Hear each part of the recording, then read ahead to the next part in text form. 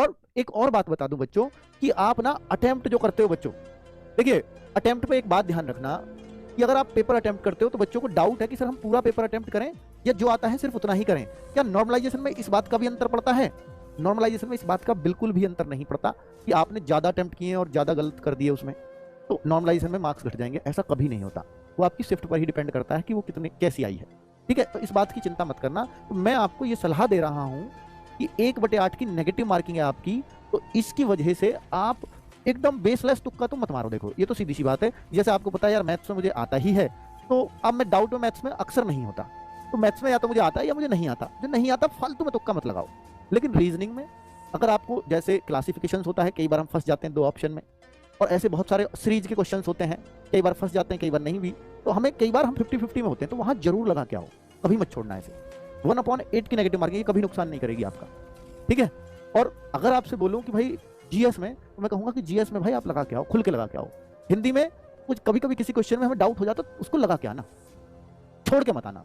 और अगर आप यही मानते हो कि सर मैं तो 70 बिल्कुल करके बैठा हूं श्योर, या मैं मान लीजिए 50 करके बैठा हूं, मैं 70 थोड़ा सा ज्यादा कह गया, 50 करके बैठा हूं और मुझे 30 का पता नहीं है, 30 क्वेश्चनों का पता ही नहीं है, पर ये मेरे 50 श्योर हैं, तो ये जो 30 हैं, इन 30 में से ये देखो कि आप 50-50 कितने पे हैं, तो वो तो आप अपने हिसाब से लगा दो, कोई सा भी जरूर लगाओ उसमें से।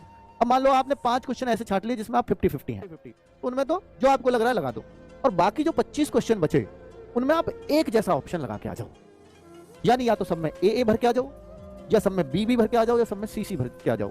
इसके बहुत ज्यादा चांसेस है कि आपके कम से कम 6 क्वेश्चन तो जरूर सही हो जाएंगे। अब आपके सर 6 सही भी हो गए और 18 गलत हो गए, तो इसका फायदा क्या रहा? फायदा ये रहा बच्चों कि 6 क्वेश्चन के आपको 12 अंक मिल जाएंगे, और 18 के आपके घटेंगे कितने आपको पता है? 18 का अगर मैं देखूं तो 36 का 1/8 घटेंगे, अर्थात 4.5 मार्क्स आपका घटेगा।